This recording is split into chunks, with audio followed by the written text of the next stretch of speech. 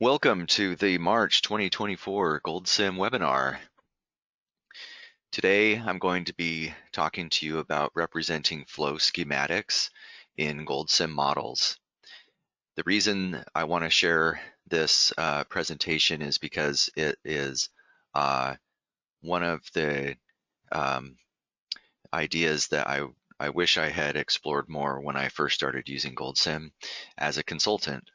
It would have made the modeling building process easier, and it would have made it a lot easier for my audience to understand the model. Now, when I say audience, it's probably important to clarify who that was.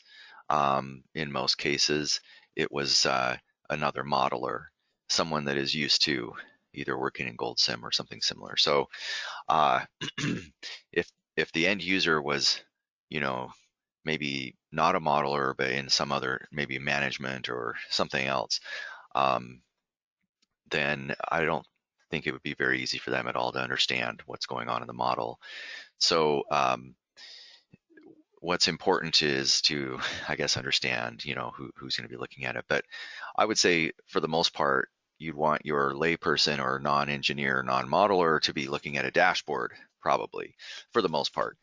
Um, I know there's exceptions to all of this, but good rule of thumb is that, and then any modeler, right, would be looking at go inside the model and look at equations and stuff.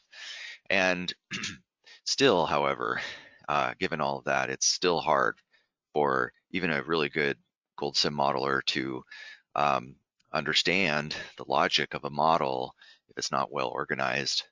Um, and also, I'd like to go a step further and say that if you're modeling flows or quantities that are moving around in your system, and that's what you want to, and you want to be able to tell that story in the GoldSim model, what that is, without having to draw a separate diagram, um, then there's some rules of thumb to follow in order to to tell that kind of story. So that's what I want to have this presentation be about. Um, it's somewhat difficult to do without building things or maybe going backwards or showing the differences with and without these uh, doing these things.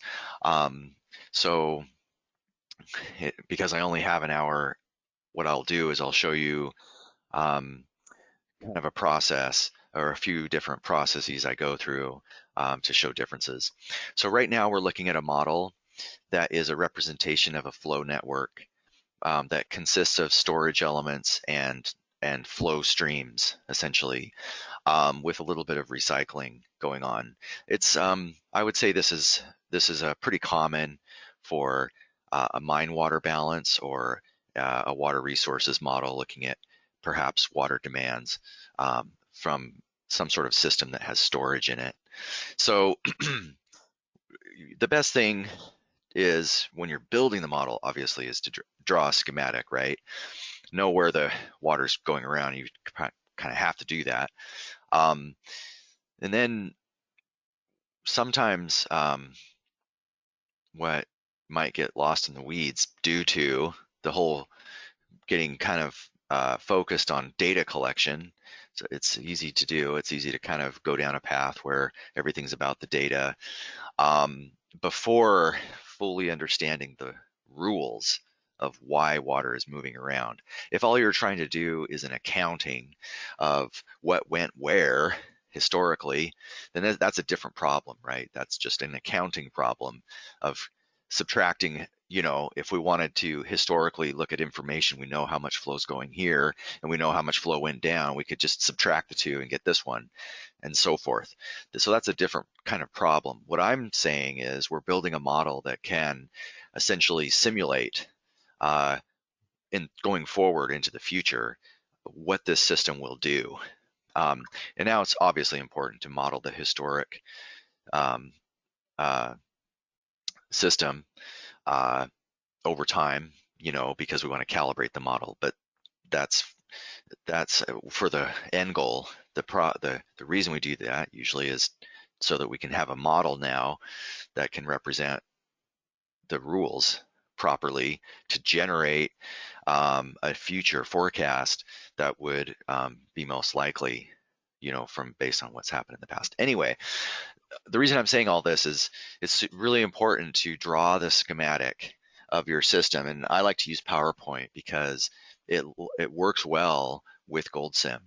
Um, the graphic objects that you draw here are called vector drawings, and you can select multiples at a time, right? You can select the whole thing. I'm not going to do it now, but if I did a Control A to select everything, right? But I have text here that I wouldn't want to copy. Probably not. I think you can, but I like to keep it separate because text is really easy to manipulate in GoldSim. Um, so then, and obviously you'd probably have a better drawing than that. This isn't the best drawing in the world, but anyway, so what we have is a stream over here on the left. Just want to give a basic overview of this. Water's diverted from the stream, and it goes into a series of these ponds, and these are just situated in a way to try to regulate the highly variable stream flows that are coming in a way that we can deliver the water to these end users in a regulated way, right? So the storage is in the system in order to do that. Pretty common thing. Um, but there's a lot going on here. Like pond 1 is small, pond 3 is big, pond 2 is up a hill, so there's all these things that we have to put in here, and that causes these rules to happen. So our priority number 1 is to not have a shortage of our demands over here.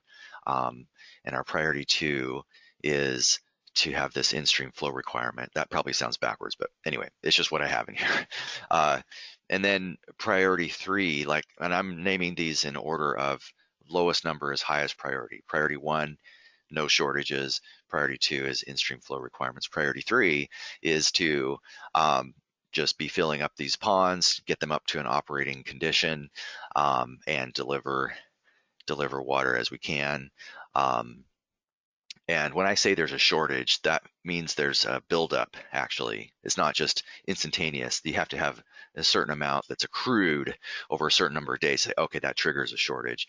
People can go um, well, I shouldn't say people. Sorry about that. Let's just pretend like this system they can't go without water for a day.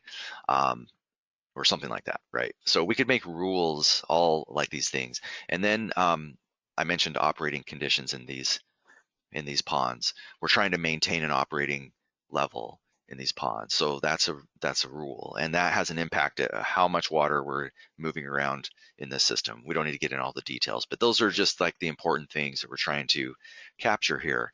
But one other thing I just want to note is when it comes to GoldSim and you're making these kind of decisions, the best way to do it is to use a variable that is from a stock element or from like a storage element, a reservoir element, or a pool element, or an integrator. If you are basing your decisions on those kinds of outputs, then you're way less likely to have recursive loops and oscillations. Okay, so let's get out of the PowerPoint and go into GoldSim. Okay, so here we have this model. This is the same exact representation, except what I have in addition, now I have additional things in here from what you saw in the PowerPoint. Now I have information that's being passed around the model that is kind of cluttering the view here, in my opinion. But they are important. We need to know about them. We need to understand them. So I just use some coloring to do that, and I also organize it in a way to do it. It just turns out that in this particular model, this information that we're passing around is all related to either an integrator or a pool element in all the cases here. That's a good thing. So that's something to keep in mind.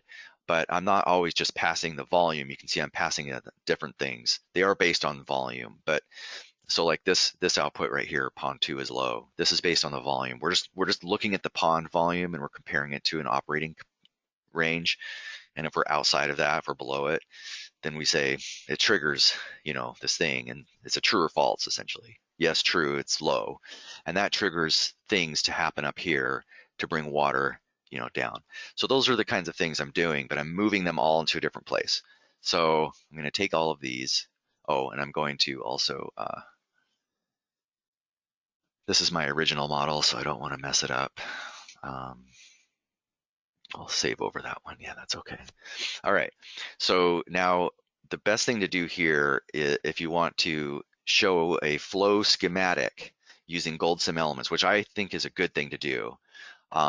It makes it a lot easier for the person reading your model, the other modeler, engineer, someone that understands modeling. It would make it a lot easier for them to understand what's happening here.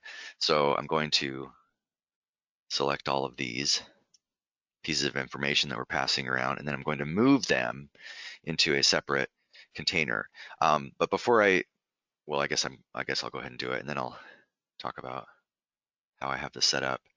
So I just moved them all into a different place, but you see there is one output here that the link was broken on, where we say pond 3 high. Okay, so it's this one. Let's see what happens. Okay, that's okay. I need to have them move before I can investigate it, so that's okay. So let me go in here and let's look at this. Oh yeah, I see.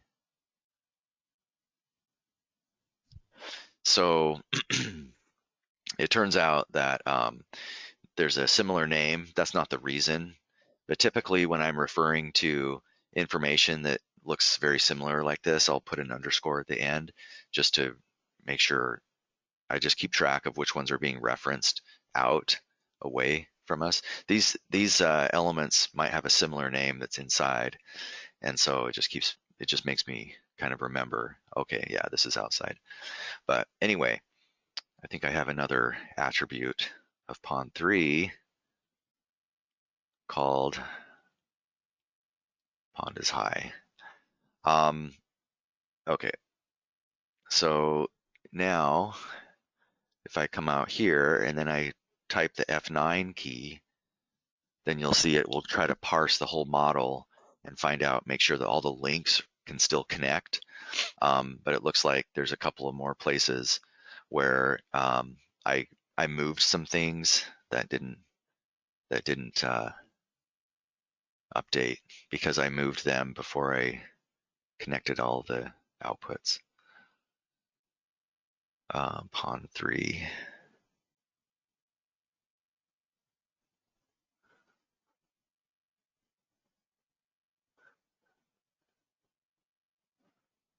Oh, this one's easy. Pond 3. I just changed the name to an underscore. Okay, so usually, just wanted to mention a couple of things here. Usually you don't have to go around and update these names like this. The problem is that I had already changed I had moved some elements. So GoldSim needed to reparse again.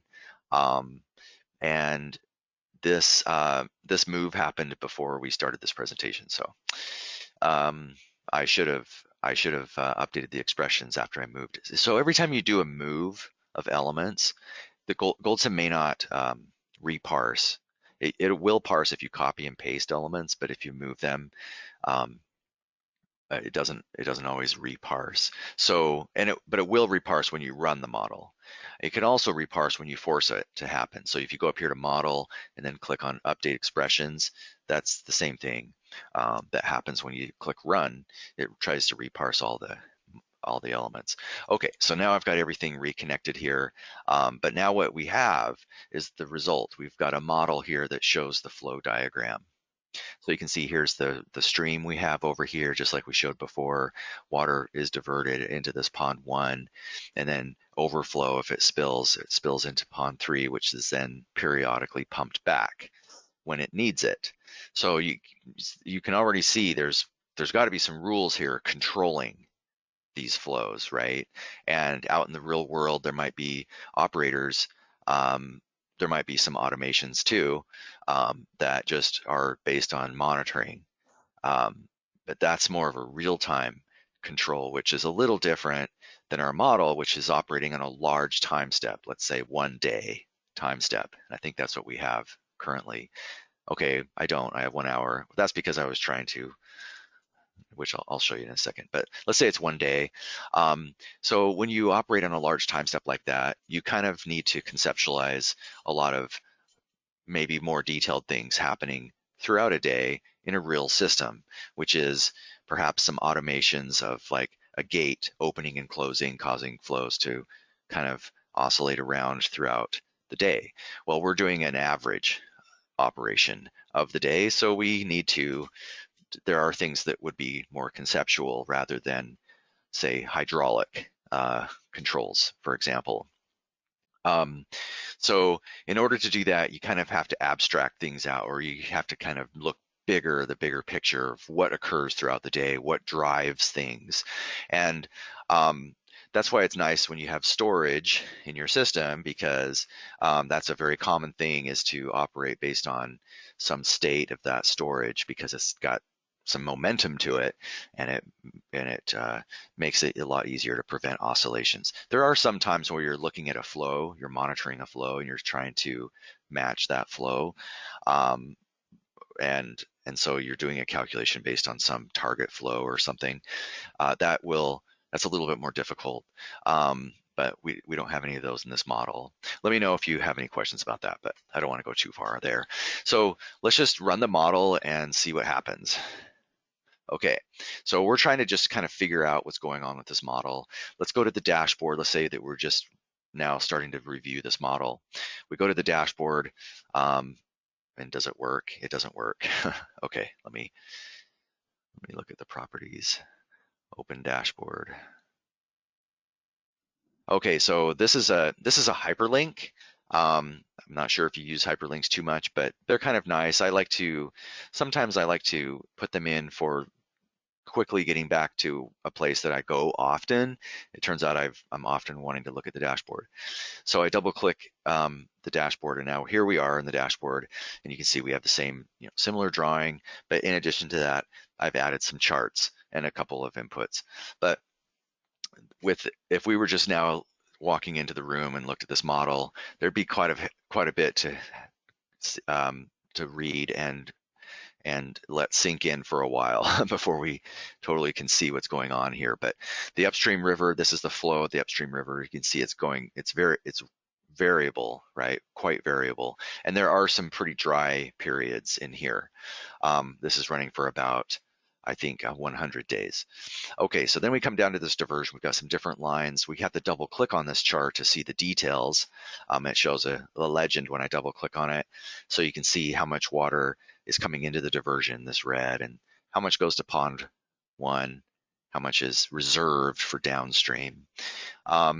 Anyway, so that kind of gives you an idea, but you can, just by looking at this, you can tell during the first 50 or 100 days that the green line has priority over the blue, right? We can see that because when the flow is limited, that's when the red comes down and hits the green line. That means we have a limited supply available. We don't have any excess, and the green is taking it all, right? That's because it's an in-stream flow requirement for environmental purposes, let's say. And then we get to a point where there's excess, and that's when the blue can start. That's when essentially we can start delivering water. So this tells you a lot. If you look at the history and you saw this kind of stuff, you would say, okay, I can reverse engineer what's happening here, a rule, and that is that there's a priority of one versus the other. And then we get down here to day 120, and you see that it switches all of a sudden. Now we're sending water to pond 1 instead. So there was something happened here. Maybe we go talk to the operators, what do you guys, why is this? And then we could find out that, oh, there's a higher priority situation when there's a shortage. So then we say, well, okay, what does a shortage mean? And so in the model, we can go there to the demand, let's say demand A, and we have this thing says cumulative shortage. That's what we're checking. And we say over here the priority. So if there's a shortage that's accumulated over 5 cubic meters, then it's a high priority. Otherwise, it's a low priority. So it requires that there's an accumulation of shortage occurring, not just instantaneous, before that happens. Okay, so if I look at this chart, we see the three different ponds. We see pond 1, that is essentially the smallest pond, and it goes flat. That means overflowing. It's overflowing. When it's overflowing, it's filling this pond 3. And then pond 2, you see, has this sawtooth. Okay, so I want to talk about those things. These are really important that they're doing this. Let's talk first about pond 2. You see how it has these long sawtooth blades. Why is that? Well, we can go find out. So that's in pond 2 we're talking about. Oops, I think that was supposed to go up there. Okay, so in pond 2, we can look at the time history of the pool and we see it's doing this. Why is it doing that? So if we look at the inflow, we see that, okay, this corresponds, right? And then we could put them on top of each other just to make sure. And so we can see here that these two lines are corresponding, right? Every time these are rising, there's this constant happening and then it drops. So what is controlling this flow? What's causing that to happen? So then we can do a function of, and this is just what I would do if I was reviewing this model, finding out, kind of doing an investigation why it's doing that. So if I click on this output, this takes us to a different pond. This is now pond 1. So what we did is we were in here and then we moved up to here. Now we're inside of pond 1 and I'm looking at this discharge right here and it's this thing that's starting, stopping. Why? Why is it doing that? So we just continued the investigation. It's coming from this output inside this pool called 2 pond 2. It's this one. So here we go, an if statement. That's classic. That's a very common situation that would tell us, why something's turning on and off. There's this if statement here. So we're getting closer. So if pond 2 is low, then it's going to pump at the full capacity. Otherwise, it's off. So that's definitely an on-off situation. That's what's causing this to happen. If the pond 2 is low, so what's pond 2 is low? I put that in the attribute. So one thing about modeling ponds and reservoirs, I have found that we're often using the attributes of this pond to make decisions. And those might be dynamic attributes, like what's its current volume, what's the current water surface area, what's the depth, those kinds of things. So I just put them all in here. It works for this model. So I have all the different things: area, initial volume, the operating targets, current volume. Anyway, here's this one that says is operating.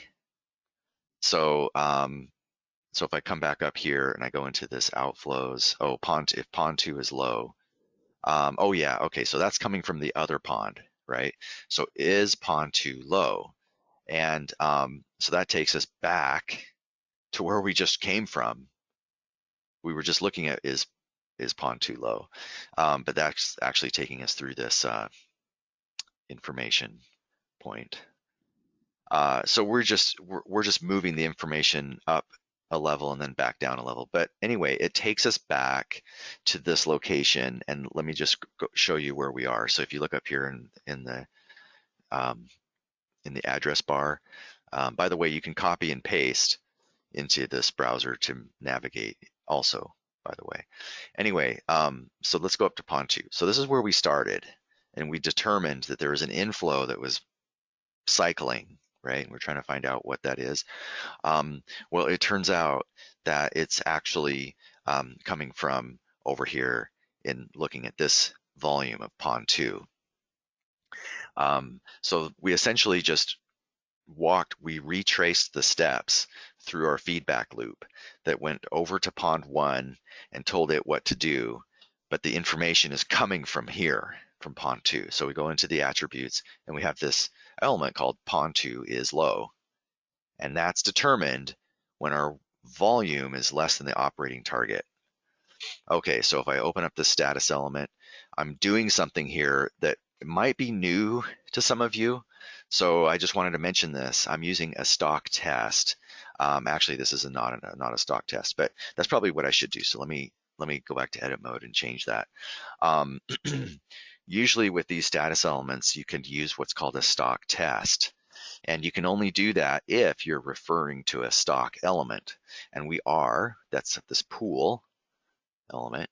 If I were to try to do this equation or this trigger and refer to this, it's also the pool volume, but it's a reference. It's a reference going through an expression, so that's not allowed.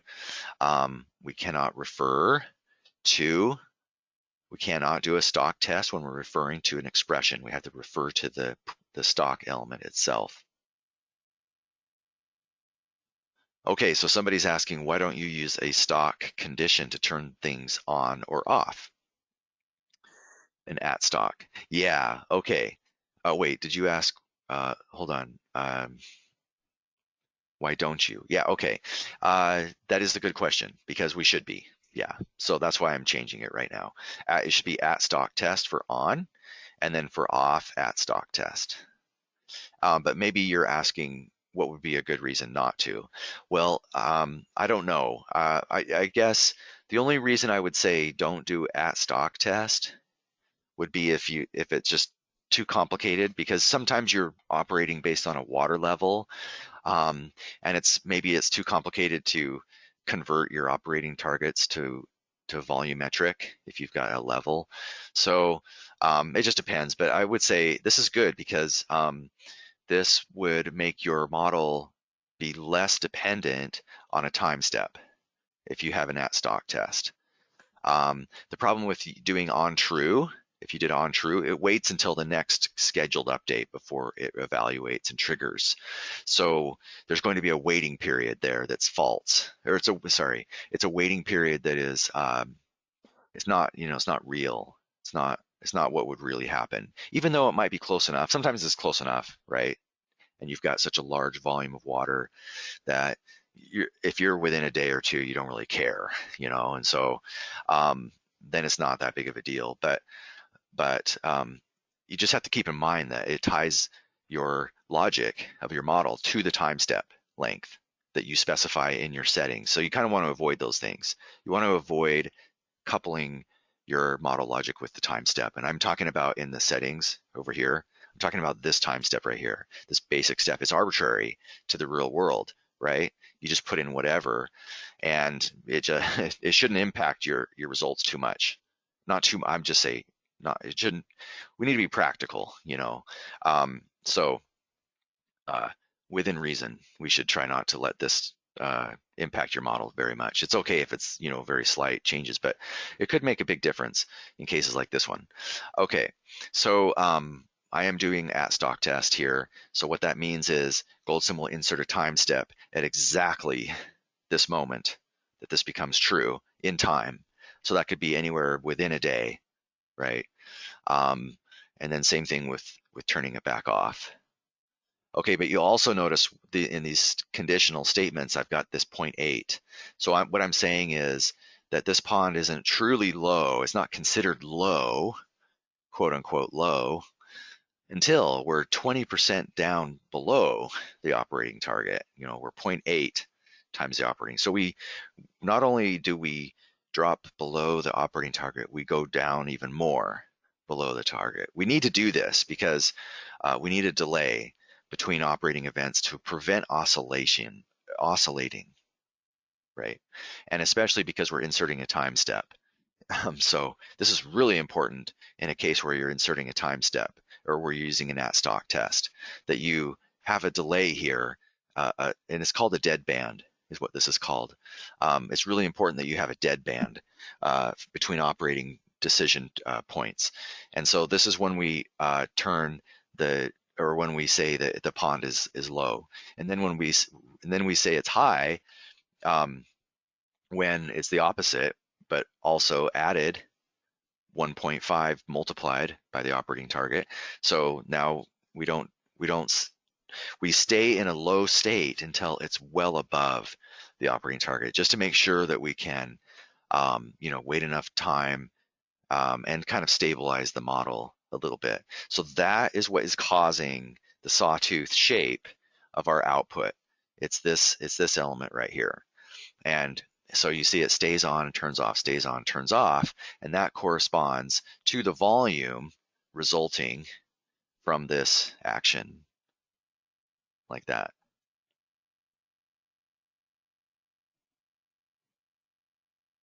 Um, okay, yeah. So um, that's how that happens. So let's talk about what if you don't use a status element. So this is something I see, um, and something I try to remind our users of, to avoid, and that is just using an if statement like this. It's very simple.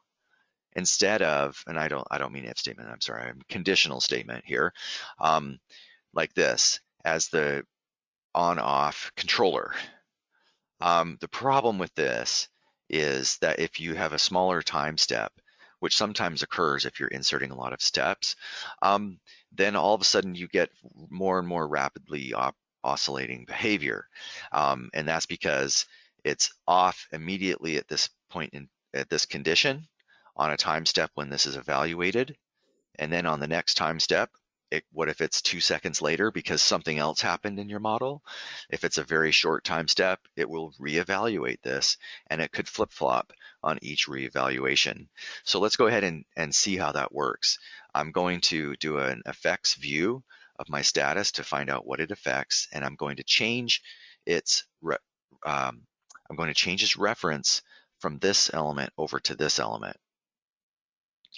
And you see my names are looking very similar, and that is actually going to be a problem. So what I'll say here is this is just an expression like that.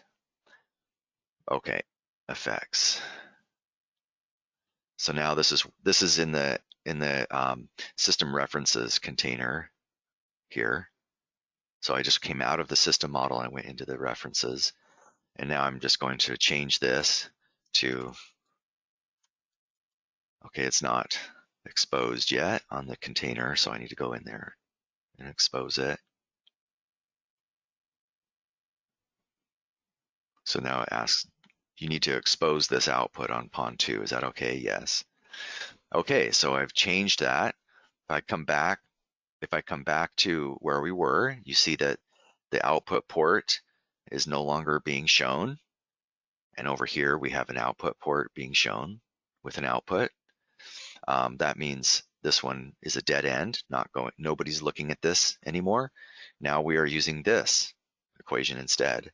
So now when I run the model, if I look at the result of this, then you see that there are much more rapidly oscillating behavior here. And then if I go up here to look at the overall, then you see that this blue line now has very more rapidly oscillating volumes than it did before. So that's just something to keep in mind. That's a behavior that happens that's based on the time step. So if I change this to a 1 hour time step and rerun the model,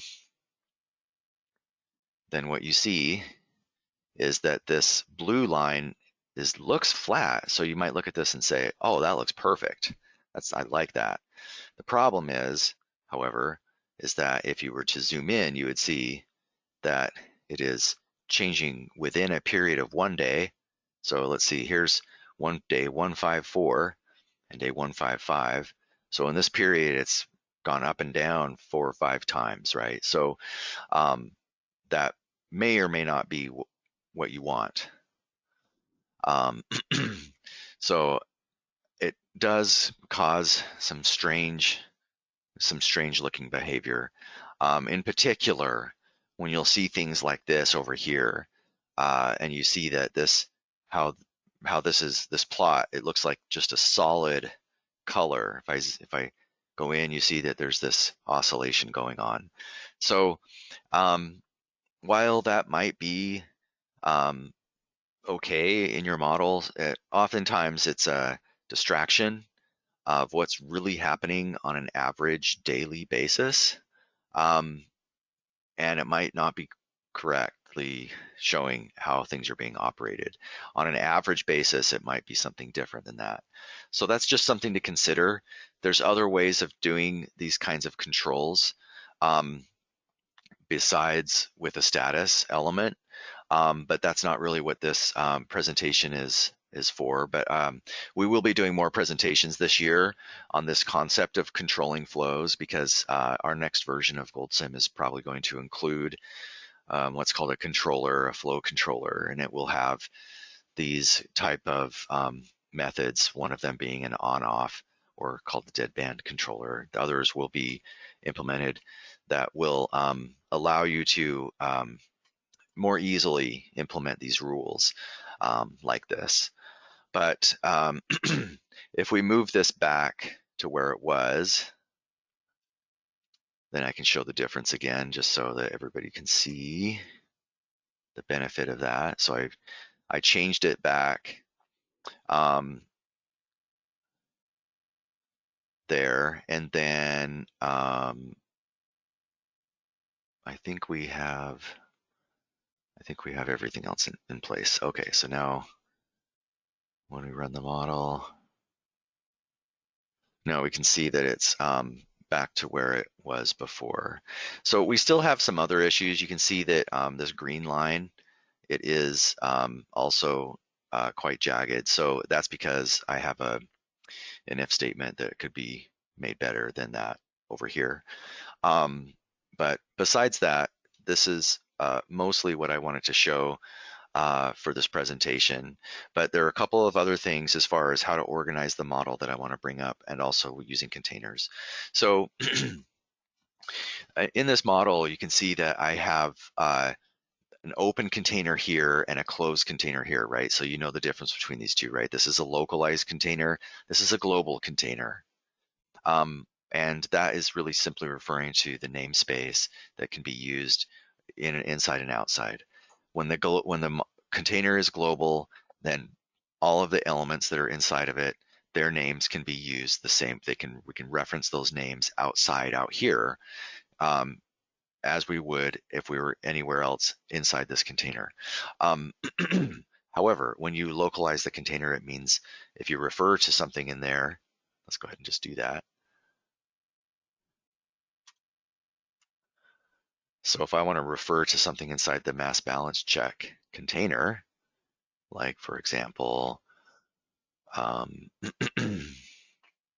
mass balance error, then what you'll see here is that it will expose the output. And you can see it does that by giving you the name of the container with a dot notation. So I like to, at this level, I like to have this container that contains the flow elements open, and the system references open. These two open together. That way it makes it a lot easier to refer to pond names. So for example, in this element here, it says pond1 dot volume. So it's very clear what that is referring to. We know it's coming from pond1. And if I go back up here, if I had localized this, let me just try that actually. So if I localize this container, and then I also make sure I update the expressions, if I come back to that reference, now you see it shows me something that's not easy to read. So I don't know what this is. System model.volume. I don't know what it is. And I can't investigate it unless I go back and go in there and look. So this, by avoiding doing that, it will help clarify quite a bit of things. So now if I come back over here and I look at this element, you see now, okay, I know we're talking about pond1. It's pond1 volume. If I go to this one, we know it says pond2, although I don't need to say pond2 again, right? So that's something, that's just a kind of cleaning up that I like to do. But it really isn't necessary to repeat the name when you're inside of the container. So I'm in here, up here in the address, it says pond2. I could also put over here pond2 and put some information about this pond, but I can now make this very clear to everybody by making it large. Um, so that way, when you come in here and you're working on equations, you can easily see that, okay, this is low. What's low again? Where am I? So just click in the graphics pane here, and there you are with the note pane. But you could also put the description up here, right? Either way. And so that means I don't need to say pond 2 here either. So that means in all of these elements, we wouldn't need to repeat any of that. Okay, so now when we come back here to the information references, we see it says pond 2 is low. So that is why I like to have open containers here between these two systems, the system model and the references. You might have both of these inside of a local container, that's fine. And you might have local containers inside of these, that's fine. But what I like to do is when I go into the system model, I like to have all of the components of the flow system in a localized container. That way I can follow a rule of thumb of having attributes about this element like you would in object-oriented programming. And so these are like your objects. These have similar functionality, these 3 ponds. They don't have to have the same functionality. You could do that with cloning containers, but I don't think that's useful in a model that only has 10 or less of the same element, because so often you need to customize one of them from the others. And so it just doesn't make a lot of sense to me. I can see the point if you have more than that of cloning containers, because it's just too much to update but anyway, by having all of these localized containers and very simple names, that's also important, by the way, very short names, because you're going to be referring to those in other places so many times that it clutters your equations, your expressions, if you give localized containers large names. One thing to be aware of is when you're using result elements. Let's go into this result element, and you're referring to outputs from localized containers. The one thing that's a little bit difficult is that the result name that you're referring to, it doesn't show the whole address, but I think there's a shortcut key to change. I might not be right about that. I need to go look that up. I can't remember if there's a shortcut key that allows this to be shown, but you can always hover over it and see where it's coming from. So it shows that it's the same name here for these first two. In fact, this one could also refer to the pool. The volume is the same thing. Volume is the same thing as the pool. They're just referring to each other. But on each case, you have to hover over it to find out where it is. This is pond 2. This is pond 1. So in the label, I made sure that was easy to read. So pond 2 and then pond 3, like that. Okay, so that's one thing to note, and I need to look up whether or not we can use a shortcut key to change that. I can't remember, but it doesn't really impact anyone that's looking at your model too much, because as long as you put the labels in there correctly, then it's fine. Just something to remember. Okay, so that's just one thing I like to do in my flow systems, because now even if your model was 2 or 3 or 4 times more complex than this, you could still have a pretty good view of how things look or what is happening by just knowing where the water is moving. Just knowing that alone can help somebody tremendously figuring out how the system works, as opposed to when I first started with the references of information passing around all over the model. And with a more complicated model, it happens every time you get essentially spaghetti, a bowl of spaghetti sitting in front of you. And it doesn't matter what kind of software you're using, that is just too difficult to understand efficiently or to read it. Now, one thing I did want to note is that I'm using labels for these influence lines. So if I If I move it, it moves the label, but I think I might not have this done correctly on this one over here. Let's see. Oh, it is. Okay. It just turns out that this, for some reason, it was moved way down here. One thing you can do is if you do have a label on your influence line, so label is, you can just click add label. I think you can also hold down a shift. So you hold down shift if you want. They can be deleted. If you copy and paste, or if you move all these elements into a different container, these will be wiped out, these names. But anyway, so you can add a label, and by default, they have a white background. Sometimes if you, for some reason, remove that, just FYI, you can put that background by right-clicking, go to Appearance, and then change the fill to not transparent, and then you can see that a little bit better. So that's what you can do with those. That really helps with a flow schematic. Sometimes people like to use orthogonal shapes instead of curved, and that sometimes works when you have many elements in a really large complex model. And so it would be something more like this. But see, to prevent that, you don't have any way to move it. So there's some,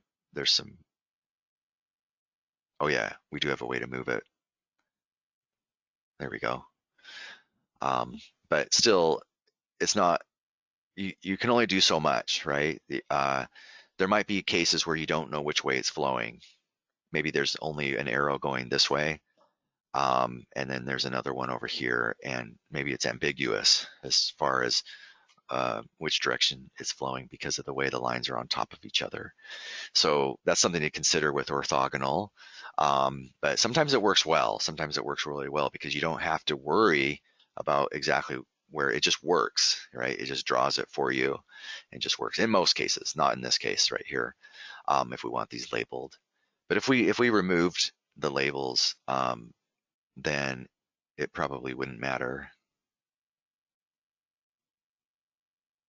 Let's see if I go back.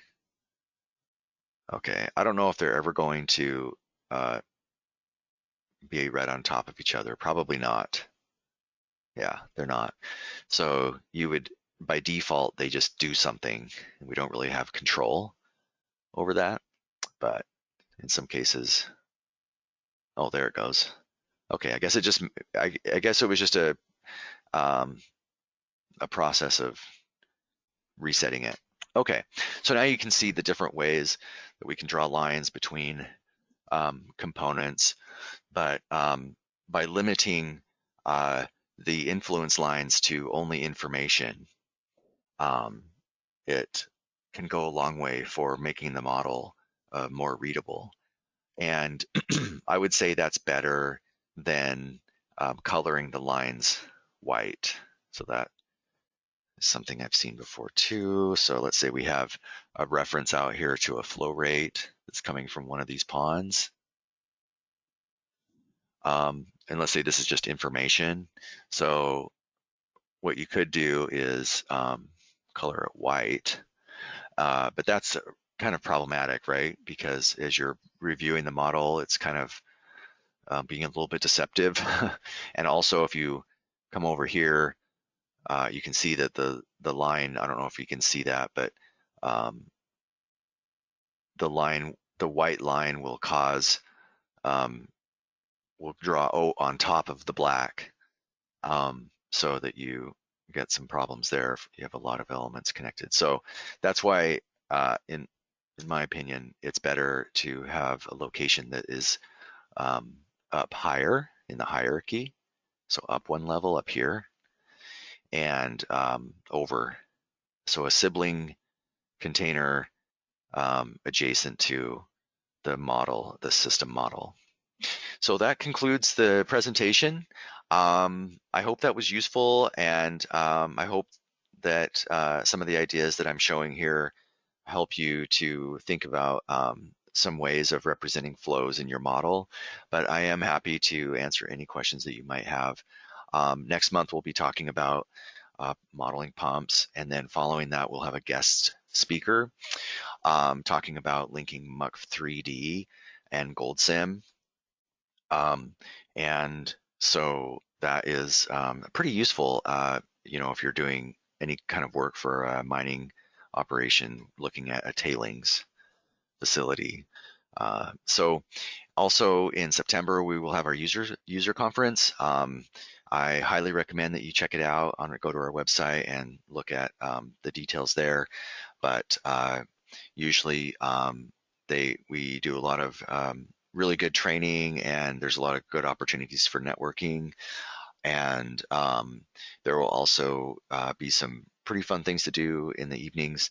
So I definitely recommend that, looking into that. All right. Thanks again for joining for our March webinar, and we hope to see you next month.